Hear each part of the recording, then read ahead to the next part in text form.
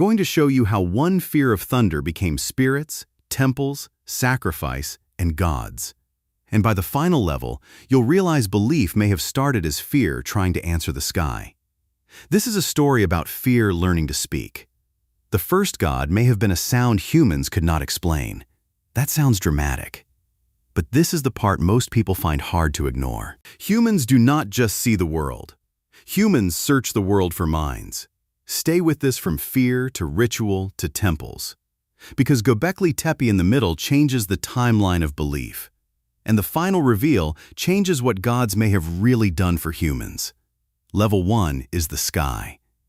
Imagine standing outside before science, before weather reports, before lightning rods. The ground shakes. The clouds tear open. A white flash splits the dark. Then thunder rolls over your body. You do not hear weather. You hear intention. Something is angry. Something is watching. Something is above you. That mistake may have saved lives. If a sound might be a predator, you run. If it is only wind, you lose nothing. Anthropologist Stewart Guthrie argued humans often see human-like agency in nature. A storm becomes a mood. A shadow becomes a presence. A river becomes a giver. The sky becomes someone. What this means for you is uncomfortable. Your brain would rather imagine a mind than miss a threat. Level 2 is the pattern. Ancient humans lived inside uncertainty. Rain came, then disappeared. Children were born, then died. Animals migrated without asking permission. Fire warmed the cave, then destroyed the forest. The world felt powerful, but unreadable. So humans looked for rules. If we dance, maybe rain comes. If we offer food, maybe sickness leaves. If we bury the dead carefully, maybe they stay near. This sounds like superstition until you notice the pattern. Ritual gives the body something to do. It turns helplessness into action. It turns chaos into steps. Psychologist Barrett has written about the human tendency to detect agency quickly, sometimes too quickly. A creak becomes a ghost. A coincidence becomes a message. Silence becomes a sign. But ask yourself this. If your survival depends on guessing, would you rather underguess or overguess? Level 3 is the dead. This is where belief becomes emotional. A body stops moving. But the person still feels present. You remember their voice. You dream their face. You hear them in silence. Archaeologists have found very old burials with care and objects. The Sungur burials in Russia, around 34,000 years old, included ornaments and grave goods. That does not prove gods, but it proves something important. Humans were treating the dead as more than waste. They were treating absence like it still had meaning. And once the dead feel present, the invisible becomes believable. Ancestors can watch. Spirits can linger. The unseen can matter. What kind of animal misses someone so deeply it invents another world? Level 4 is the temple before the city. This is the middle reveal. Göbekli Tepe, in modern Turkey, was built around 11,000 years ago. Its stone pillars are older than Stonehenge, older than the pyramids, older than writing. Some pillars show animals, symbols, and strange human-like forms. Archaeologists still debate exactly what it meant, but the site shows something astonishing. Large groups gathered for ritual before many features of settled city life. In other words, belief may not have followed civilization. Belief may have helped build it. Imagine that.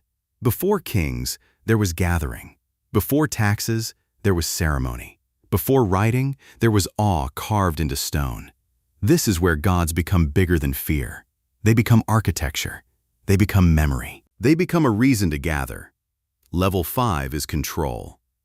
Once a group believes invisible beings care about behavior, society changes. A lie is not just a lie.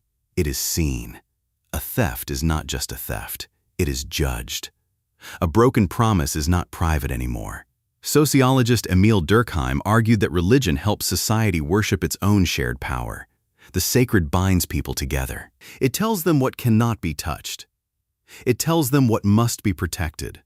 Later, researchers like Ara Norenzayan explored how moralizing gods may support cooperation in large groups. Not every society follows the same path. Not every god is moralizing.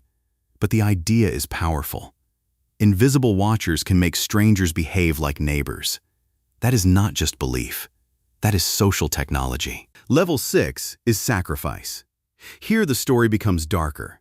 If gods control rain, harvest, disease, and victory, then humans try to bargain. Food is offered. Animals are offered. Sometimes humans are offered. Sacrifice is terrifying because it reveals the logic underneath. If the world has a mind, maybe pain can persuade it. Maybe blood can buy safety. Maybe loss can purchase tomorrow. This was not simple madness. It was desperation with a ritual shape. What would you give if your child was sick? What would you offer if the crops failed? What would fear demand from you? Level 7 is the final reveal. I've saved this one for last because it belongs last.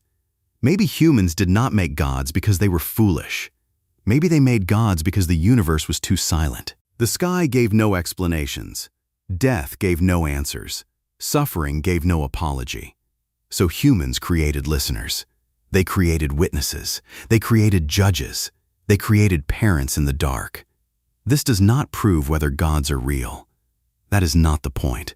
The point is what belief did inside human life. It made fear speak. It made grief hear something back. It made chaos feel watched. It made lonely humans feel less alone. Have you ever looked at the sky and wanted it to answer? What invisible thing do you think still controls people today? Maybe gods were not only explanations. Maybe they were humanity's first answer to silence. The sky was empty, so humans filled it with meaning.